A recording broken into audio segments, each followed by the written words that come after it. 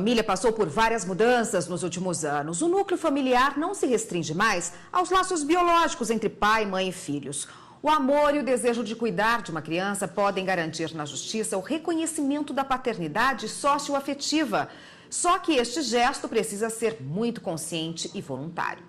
Essa convivência familiar de respeito, assegurando direitos e deveres de pai e filho, é garantida na Constituição Federal. E por isso a relação de parentesco com essas características se sobressai à biológica, por causa da importância de uma figura paterna para o bom desenvolvimento da criança. Meu nome é Ana Paula Bernardo, tenho 35 anos. A relação da paternidade socioafetiva começou em 1987, quando chegamos em Brasília, eu e minha mãe e meu irmão. Viemos morar com o meu tio, irmão dela.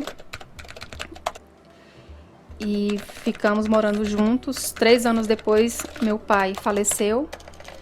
Então, a única referência paterna que eu tive e meu irmão tivemos durante todos esses anos foi o meu tio. Moramos sempre juntos, na mesma casa. Ele foi a pessoa que nos educou juntamente com a minha mãe, que fez matrícula em escola, que cuidou quando estava doente, que foi referência para dar bronca, para educar, que nós entregávamos a lembrancinha da escola, no Dia dos Pais, fazíamos homenagem para ele, na festinha. Quando acontecia alguma coisa, era pro colo dele que a gente corria. E durante todo esse tempo, ele nos ensinou, nos educou, a ser pessoas de bem. E ele veio a falecer em dezembro de 2012, de leucemia. Uma semana após o sepultamento dele, houve uma reunião juntamente com a minha tia, que hoje é inventariante do processo, e os outros irmãos e alguns sobrinhos, no qual veio à tona um caderno que estava em poder de um amigo dele íntimo, em segredo, que era para vir à tona caso acontecesse alguma coisa com o meu tio, Então, diante do fato, o livro foi lido, o testamento, no qual ele deixava toda a partilha, deixava regras de como deveriam ser seguidas algumas coisas após o falecimento dele. Na reunião, nós servimos de chacota, porque a família não reconheceu a paternidade socioafetiva como sendo biológica, Eles, como é família do interior, eles acham que paternidade só existe se for de meio biológico, de mesmo pai, mesma mãe. Não queriam aceitar que irmãos criaram os sobrinhos, como filhos, foi o que aconteceu com a gente. E diante disso nós ficamos abalados emocionalmente. Meu irmão caçula adoeceu, eu estava gestante, entrei numa gestação de risco, Então foi tudo muito dolorido pra gente. E após anos que se passaram, nós não fomos atrás judicialmente disso, porque é um luto que nós vivemos. Porém, é um luto que a gente carrega e é uma injustiça que eu trago junto comigo, porque ao mesmo tempo que é dolorido falar desse assunto, nos afeta emocionalmente. Diante disso, meu irmão teve depressão, eu tive depressão pós-parto, tive alguns problemas de saúde emocionais também devido a isso. Então é uma coisa que nos incomoda muito, essa coisa que não foi solucionada, porque ao mesmo tempo que nós não brigamos por um bem, por um desejo do meu tio, que ele deixou, nós também não finalizamos um assunto. É uma coisa inacabada na minha vida, que mexe muito com a gente ainda. Sempre que fala disso, emociona todos, é muito dolorido. Eu tenho plena convicção que é um direito que eu tenho, porque ele foi o meu pai a vida inteira, de 3 anos até os 30 e poucos anos de vida. Ele foi a única referência paterna para mim e para os meus 2 irmãos. A minha mãe foi parceira dele todos esses anos. O desejo dele durante todo esse tempo foi que nós ficássemos com a parte que ele viria receber de aposentadoria dele e dos bens que ele tinha. E dói brigar por isso e dói não brigar por isso, Eu gostaria muito de tentar, mas ao mesmo tempo eu não sei se eu quero fazer isso. Então para mim é uma incógnita ainda.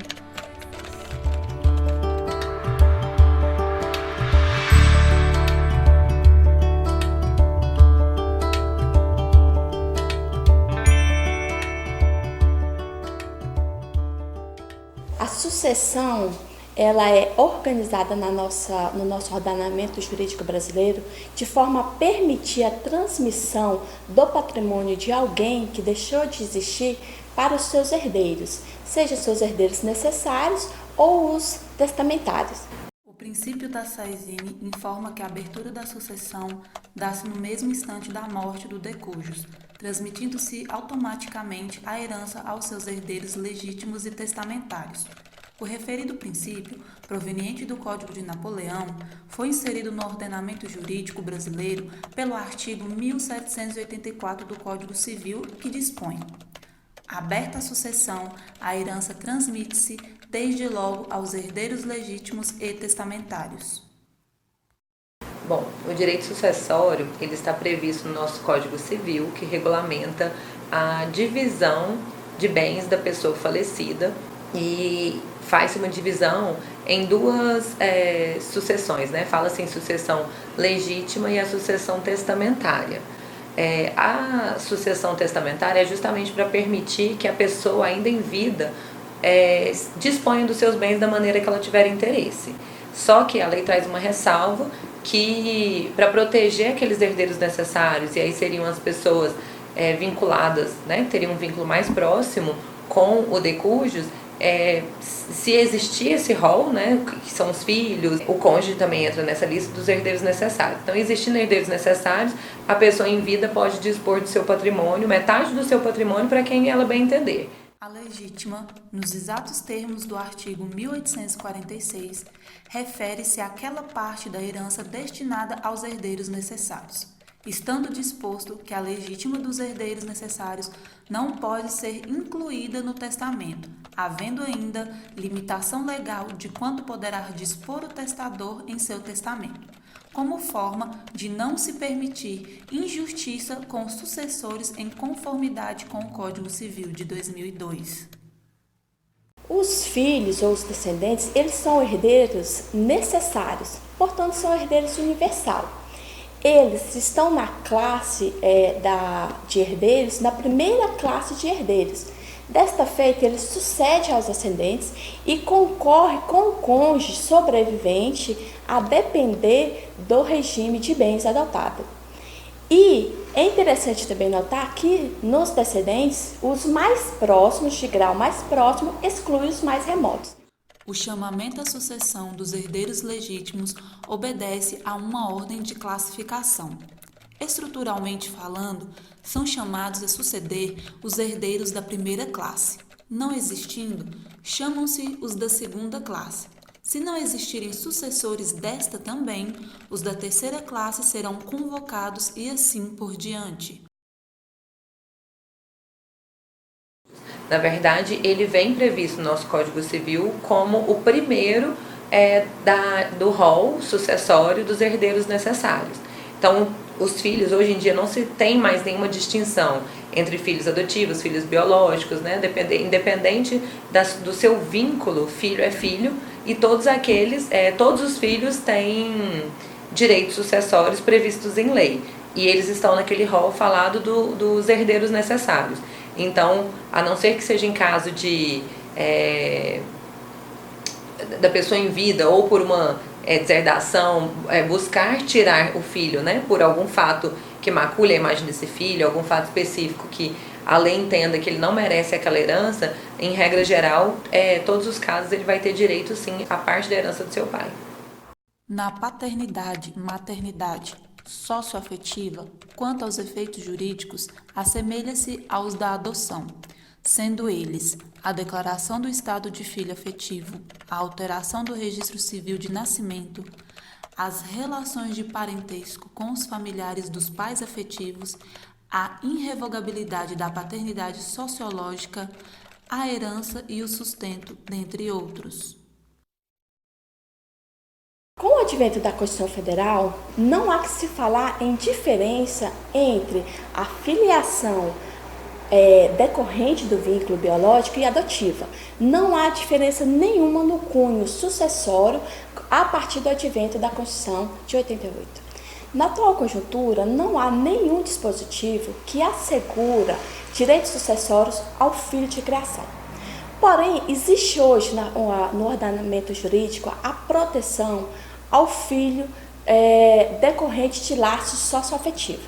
À luz da Constituição Federal e do Código Civil, não deve haver diferenciação entre os filhos no momento da partilha dos bens deixados como herança, sejam estes consanguíneos ou socioafetivos, uma vez que o princípio da isonomia impõe tratamento igual entre todos, não se fazendo quaisquer distinções.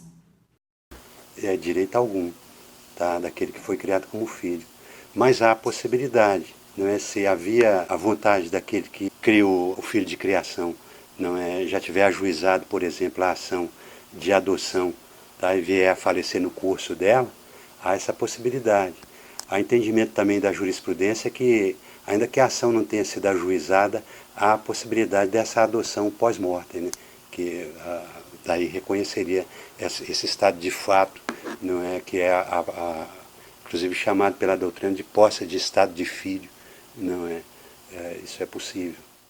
A apuração da afetividade se dará pela verificação da presença de fatos signo-presuntivos desta manifestação afetiva, de modo que, ante a constatação de determinados fatos, dimensão objetiva, estes significarão desde logo a presença da afetividade, restando presumida então a sua dimensão subjetiva, presunção iuris tantum.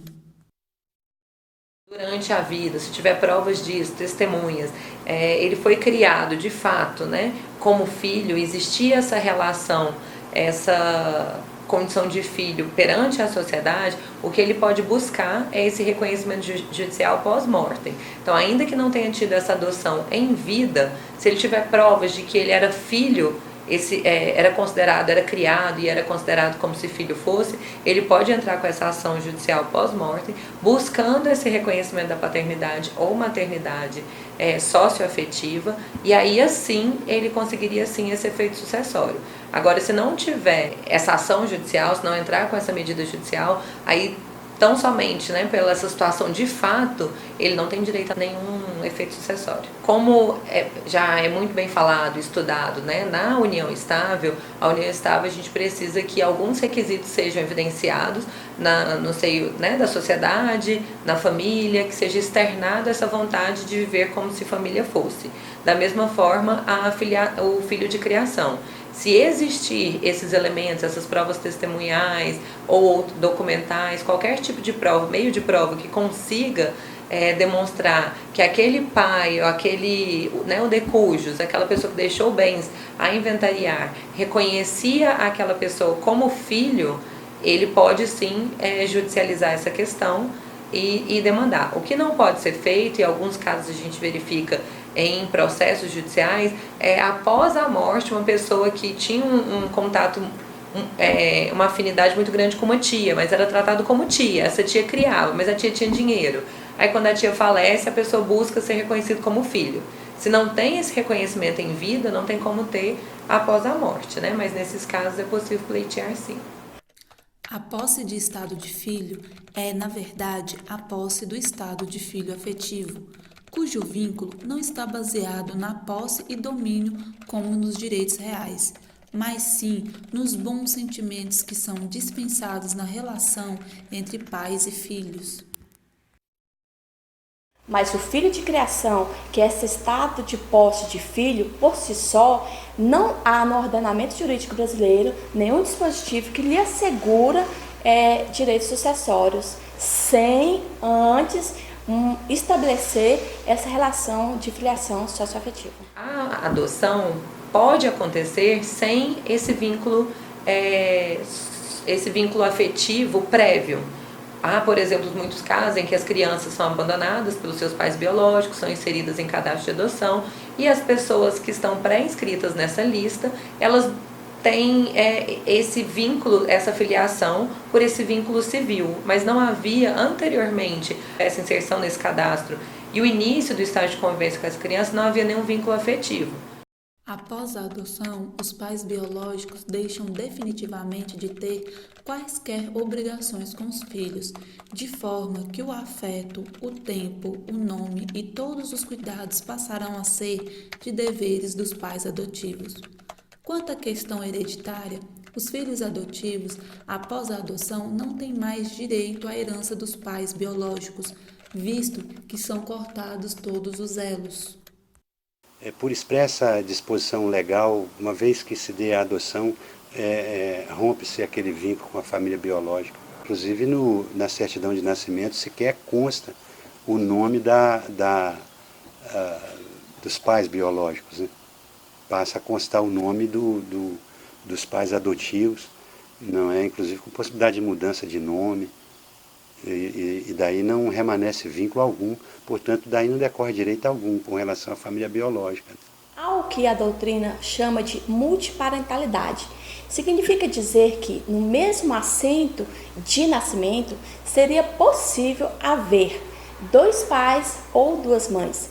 Então reside aí a diferença mais interessante com relação a esse vínculo civil, que na adoção rompe com os laços biológicos, enquanto que na filiação socioafetiva é possível haver ali, no assento de nascimento, 2 pais ou 2 mães. E a semelhança, por sua vez, é justamente com relação de não haver a possibilidade de ter diferenças nos direitos desses filhos. Tanto o filho adotivo quanto o filho originado dessa filiação socioafetiva tem os mesmos direitos, e principalmente para fins sucessórios. Não há distinção nesse aspecto. A filiação socioafetiva é de fato amparada pelo ordenamento jurídico brasileiro, sendo-lhe resguardada o seu reconhecimento e a aplicabilidade de seus respectivos efeitos. Contudo, cabe esclarecer que o referido amparo não se dá por meio de dispositivo expresso em lei. Eu me lembro que as primeiras decisões que reconheceu a filiação socioafetiva era somente para efeitos de alimentos e para efeitos de visita, do pai socioafetivo exercer o direito de visitar o filho menor. E as últimas decisões dos tribunais, inclusive do Supremo Tribunal Federal, no sentido de que não há diferença alguma do ponto de vista jurídico da filiação socioafetiva com relação à filiação biológica ou adotiva, com aquelas ressalvas que nós já falamos a respeito da filiação adotiva. O fato é que a ordem constitucional não faz distinção de filiação como fazia antes da Constituição de 1988. Né? A interpretação da Constituição Federal e das demais leis leva à conclusão de que a paternidade socioafetiva tem de ser protegida, pois liga-se ao direito fundamental da filiação.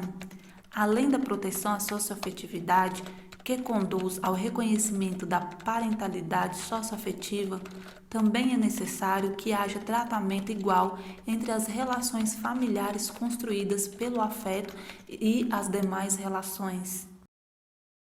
Hoje, o que nós vemos é famílias de diversos aspectos. Segundo a Constituição Federal, a família é a base da sociedade.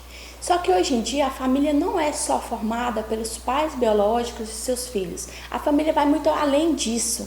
Portanto, merece sim proteção jurídica daquela núcleo familiar que é constituído pelo padrasto, pela madrasta, pelos filhos afetivos. Muitas das vezes os vínculos familiares se revelam até mais forte do que o vínculo biológico. Há essa ruptura do vínculo jurídico com os pais biológicos. Então, há uma perda do poder familiar, portanto, não vai subsistir direito sucessório com relação aos pais biológicos. O enunciado de número 6 da Resolução do Instituto Brasileiro de Direito de Família informa que a filiação afetiva tem todos os direitos referente àquele intitulado pela figura da pessoa que tem autoridade parental, além de afirmar que a posse de Estado regulamenta fatos que não existem na realidade natural.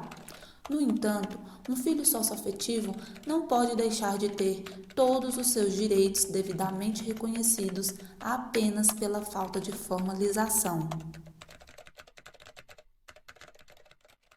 não só a paternidade, né, como também a maternidade socioafetiva já vem sendo discutida e merece sim destaque porque o direito ele deve ser regulado de acordo com as relações sociais.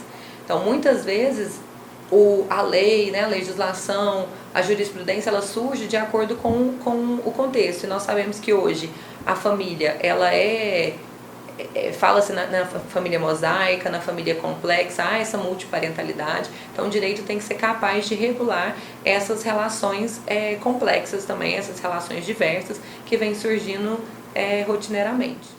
Muito importante destacar que o reconhecimento da parentalidade socioafetiva é para proteger as relações de fato existentes e não para se buscar que se permita, né, que o filho escolha quem será o seu pai por meio dessa paternidade ou maternidade socioafetiva para fins de direitos sucessórios. Os direitos sucessórios eles existem decorrentes de uma relação que existiu durante a vida daquelas pessoas buscando regularizar aquele afeto existente. Agora tem que se tomar cuidado com isso para não se permitir que um filho busque escolher o seu pai por conta das questões financeiras, buscando escolher a sua herança, né? A herança não é uma escolha, a herança é decorrente de uma relação prévia, uma relação existente. Esse é o cuidado que todos os juristas, nós os operadores do direito, temos que tomar com relação a esse tema, mas que é muito importante ser estudado, né? Ser demandado e ter mais cautela no julgamento desses casos. Família não é DNA, família não é genética, família não é sobrenome. Às vezes a sua família pode ser uma pessoa que não tem a mesma genética que você. Você encontra a família num ambiente de afeto. Família é amor, família é quem você decide que é a sua família. É por isso que existem tantas famílias pouco convencionais e muito felizes. Famílias com pais adotivos, famílias com construções não convencionais, em que todo mundo se sente amado, sente afeto, sente que é uma família estruturada, bem construída. Porque família não é DNA, não é genética. Família é amor. E se você tem isso, você tem tudo o que você precisa.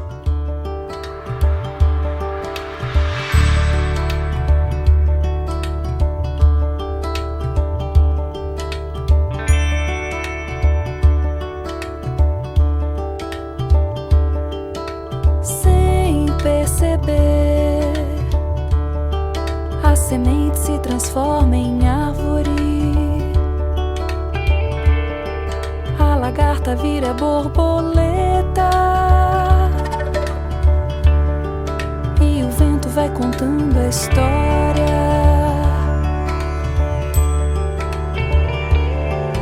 Sem perceber, a gota se transforma em nuvem, o amarelo vai ficando verde e o tempo vai contando a história.